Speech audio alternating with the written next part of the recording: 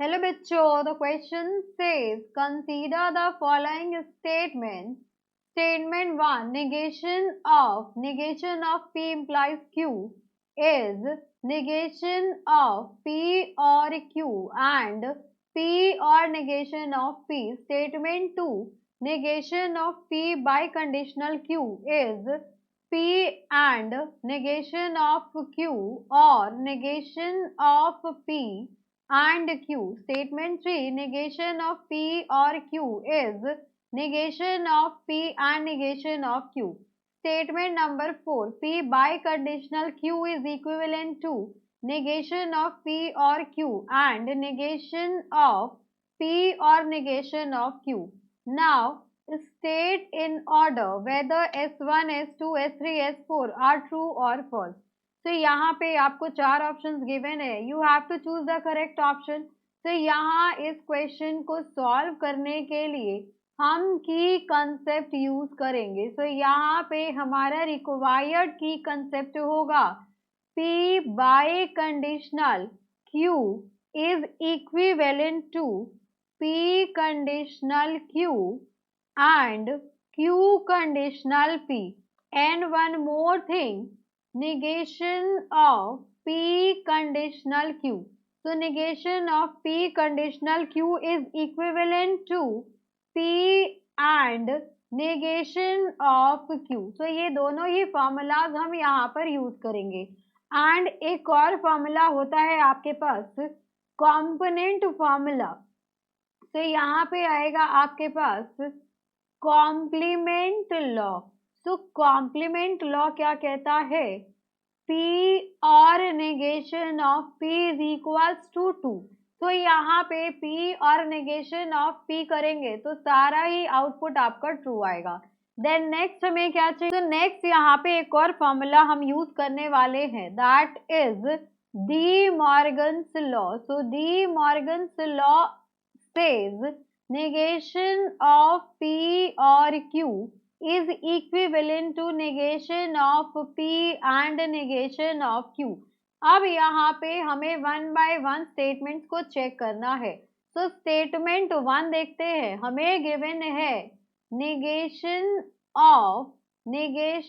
of P conditional Q and next given है क्या ये इक्विवेलेंट है किसके, यहाँ पर हमें गिवन है negation of P और Q। ये रहा आपके पास negation of P और Q, इस पूरे के बाहर आपके पास negation है।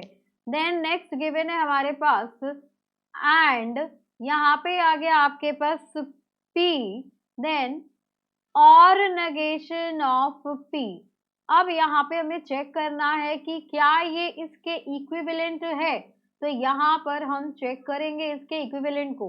पहले आप LHS को देखें तो इसको हम कैसे लिख सकते हैं, नेगेशन से मल्टीप्लाई करेंगे। फर्स्ट ऑफ ऑल इसको हम क्या लिख सकते हैं, negation of P implies Q। So P implies Q क्या होगा आपके पास, P इम्प्लाइज Q, इसका नेगेशन चाहिए मुझे, तो इसका नेगेशन हो जाएगा आपके पास P आपका एज इट इज। तो P मेरा नेगेशन ऑफ P है, ये आपका एज इट इज आएगा। देन नेक्स्ट आएगा आपके पास एंड नेगेशन ऑफ, यहाँ पर Q है तो ये हो जाएगा आपके पास negation of Q। Then RHS की बात करते हैं तो यहाँ पे हम नेगेशन को यहाँ पे अंदर लेके जाएंगे तो ये हो जाएगा आपके पास नेगेशन ऑफ P और ये आपका और कन्वर्ट हो जाएगा एंड में and negation of Q। And then इसके साथ आएगा आपके पास एंड ये हो जाएगा आपके पास P और नेगेशन ऑफ P।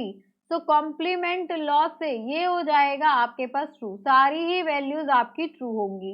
अब यहाँ पे अगर हम ट्रूथ टेबल ड्रॉ करें तो ये हो जाएगा आपके पास P then Q then negation of P then negation of Q। अब यहाँ से आ गया आपके पास ट्रू देन फॉल्स, यहाँ पे आ गया ट्रू फॉल्स, यहाँ पे आ जाएगा आपके पास फॉल्स देन ट्रू, यहाँ पे आ गया आपके पास false true then false true. अब नेक्स्ट क्या चाहिए मुझे, negation of P and negation of Q चाहिए। तो नेगेशन ऑफ पी एंड चाहिए, तो एंड में ये तभी ट्रू होगा जब दोनों ही ट्रू होंगे, अदरवाइज ये आपका फॉल्स हो गया। अब यहाँ पे हमें क्या चाहिए, हमें चाहिए यहाँ पर negation of P and negation of Q, इसके साथ चाहिए हमें एंड ट्रू का, तो सारे ही एलिमेंट्स मेरे ट्रू होंगे, उसके साथ मुझे एंड चाहिए। तो यहाँ पे ट्रू फॉल्स में एंड लगाएंगे तो ये हो जाएगा आपके पास false. Then next again false true में हम यहाँ पे एंड लगाएंगे तो ये फॉल्स हो जाएगा, ये भी फॉल्स हो जाएगा और ये भी आपका ट्रू हो जाएगा। दैट मीन्स ये दोनों मेरे इक्विवेलेंट है, तो यहाँ से मेरा फर्स्ट ऑप्शन करेक्ट हो गया। देन नेक्स्ट ऑप्शन हम चेक करेंगे, negation of P biconditional Q.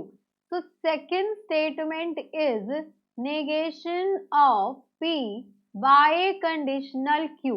So this is equivalent to, check करना है हमें किसके equivalent है, P and negation of Q, P and negation of Q.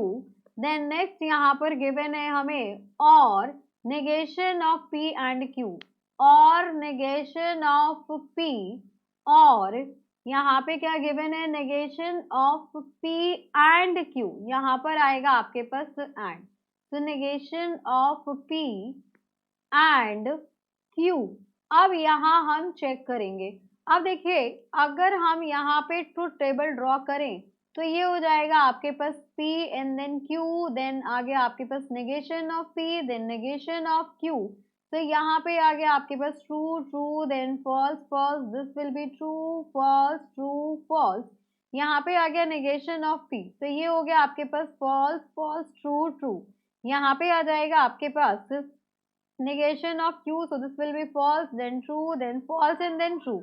अब हमें क्या चाहिए, पी बाय कंडीशनल क्यू। तो पी बाय कंडीशनल क्यू आपका तब तक ट्रू होगा जब दोनों ही इनपुट्स या तो मेरे ट्रू हो या फिर मेरे इनपुट्स फॉल्स हो, अदरवाइज ये आपका फॉल्स हो जाएगा।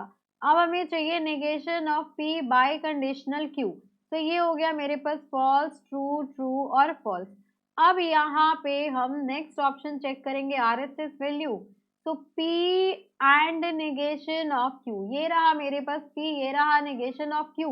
ये आपका तभी ट्रू होगा जब दोनों ही मेरे ट्रू है, तो दोनों ही मेरे कहीं पे भी, यहाँ पे दोनों ट्रू है, ये भी ट्रू है मेरे पास, ये भी ट्रू है, तो यहाँ पे ट्रू देन ये फॉल्स देन ये फॉल्स देन ये फॉल्स।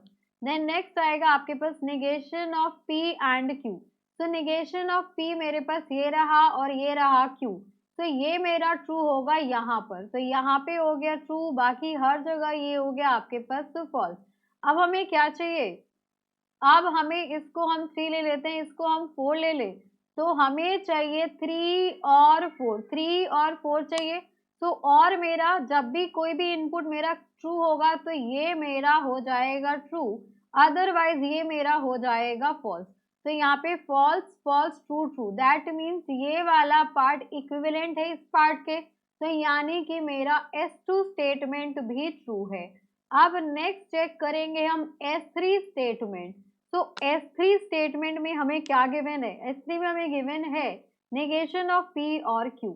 तो यहाँ पे गिवन है मुझे नेगेशन ऑफ P और Q, और इसको हमें चेक करना है किसके साथ, negation of P and negation of Q। ये हो गया मेरे पास negation of P and negation of Q।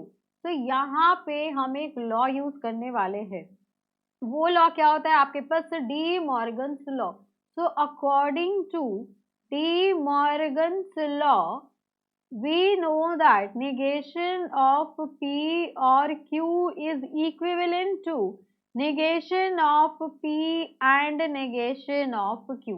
That means मेरा S3 statement भी correct है। अब next चेक करने वाले हैं हम S4 statement।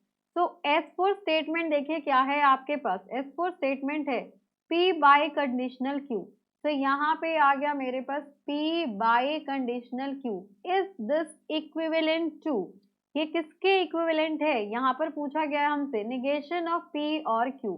तो यहाँ पे आ गया मेरे पास नेगेशन ऑफ P और Q, एंड नेक्स्ट आ गया आपके पास नेगेशन ऑफ P और Q एंड P और नेगेशन ऑफ Q। यहाँ पे आ गया आपके पास एंड P और negation of Q। तो यहाँ पे चेक कर लेते हैं P और negation of Q, इनके बीच में है एंड। अब यहाँ पे देखिए आपके पास इनपुट है P एंड Q, यहाँ पे हमें negation of Q चाहिए। तो यहाँ से देखिए आपके पास इनपुट आ जाएगा true true then false false, यहाँ पे आ गया आपके पास true false then true false. अब नेगेशन ऑफ क्यू क्या हो जाएगा, ये फॉल्स हो जाएगा, ये ट्रू हो जाएगा, ये फॉल्स हो जाएगा, ये ट्रू हो जाएगा। अब मुझे चाहिए पी बाय कंडीशनल क्यू। तो पी बाय कंडीशनल क्यू मेरा तभी ट्रू होगा जब मेरे दोनों ही इनपुट्स मेरे ट्रू हो या फिर फॉल्स हो। तो यानी कि यहाँ ट्रू होगा, यहाँ ट्रू होगा, यहाँ पे फॉल्स, यहाँ पे फॉल्स।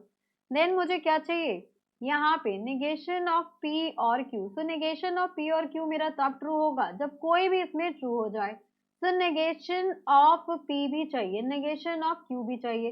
तो यहाँ पे हम लिख लेते हैं निगेशन ऑफ, अगर P ले तो क्या आ जाएगा निगेशन ऑफ P आपके पास, that will be false false true true. अब मुझे नेगेशन ऑफ P और Q के बीच में और चाहिए, तो यहाँ भी ट्रू होगा, ये ट्रू होगा, देन यहाँ पे दोनों ही फॉल्स है तो फॉल्स होगा।